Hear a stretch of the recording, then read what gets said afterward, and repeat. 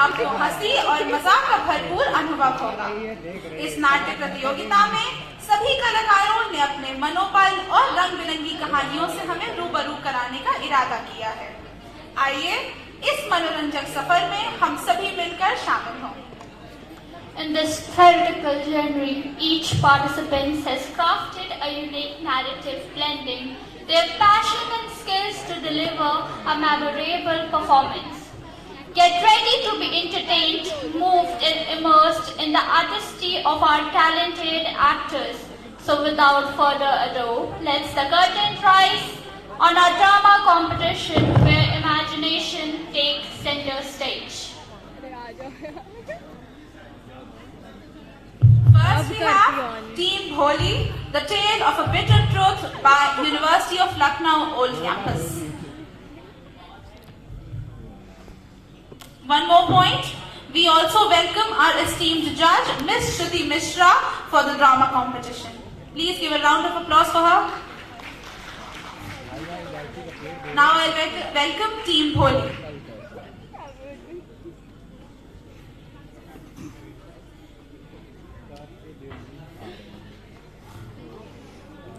नमस्कार, मेरा नाम सोमामुद्रा मिश्रा है और आज मैं अपने मित्रगण के साथ एक ऐसी कहानी प्रस्तुत करने जा रही हूँ जो कभी ना कभी हम सबके घर की कहानी रह चुकी है।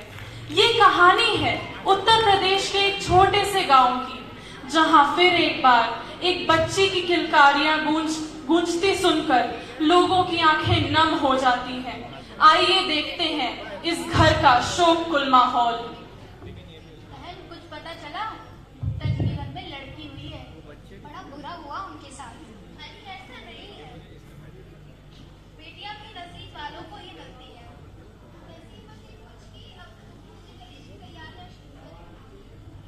इस शोककुल माहौल में जन्म लेने वाली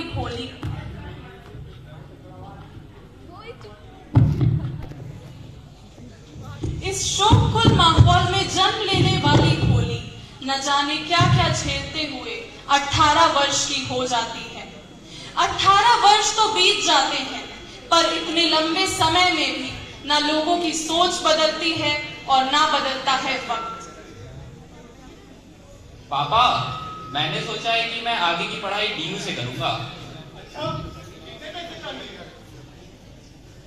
जी सुनिए, क्या है? होली की पढ़ाई का भी कुछ सोचिए ना। तुमसे ज्यादा चिंता है मुझे होली की पढ़ाई की। मेरे काम में काम ना आया करो। उसके लिए मैंने लड़का नहीं देखा है। पर शादी, अभी तो उसकी शादी की उम्र भी नहीं हुई है। और लड़का कौन है? कैसा है? ये बात बोला ना। मेरे काम में काम ना आया करो। माँ, अगर पापा ने लड़का ढूंढा है तो अच्छा ही होगा।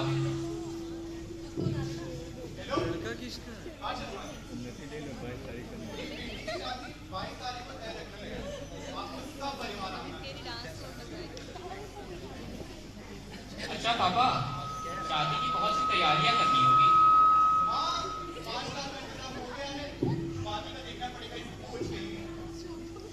जिस नाजुक भोली को अभी सही से जिंदगी जीना भी नहीं आया था, अब उसकी शादी की तैयारियां हो रही थी। उसकी शादी हो गई 22 तारीख को एक 10 साल बड़े आदमी से। आइए देखते हैं, जिस भोली ने शादी से पहले भी बहुत सी कठिनाइयां झेली थी, अब शादी के बाद उसके जीवन में कौन सी परिस्थितियां आ गई हैं।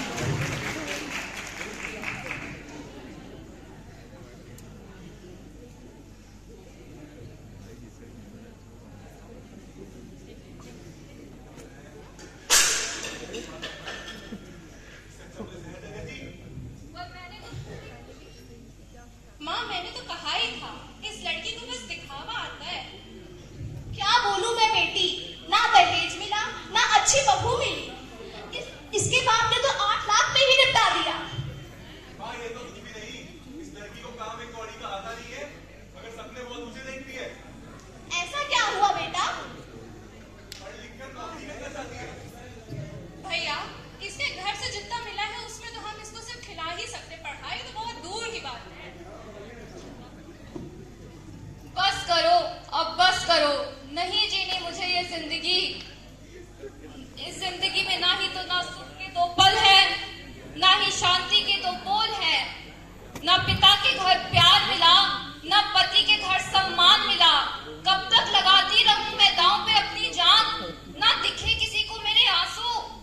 दिखे किसी को मेरे दर्द, रुलाते रहे रोज रोज मुझे, देते रहे कर्ज। कैसे जीऊं मैं ये जिंदगी, हमेशा ही पीड़ा पहुंचाया है तुमने मुझे।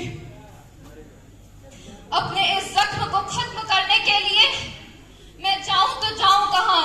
अपने इस जख्म को खत्म करने के लिए मैं मरने के सिवा करूं तो करूं क्या? करूं तो करूं क्या?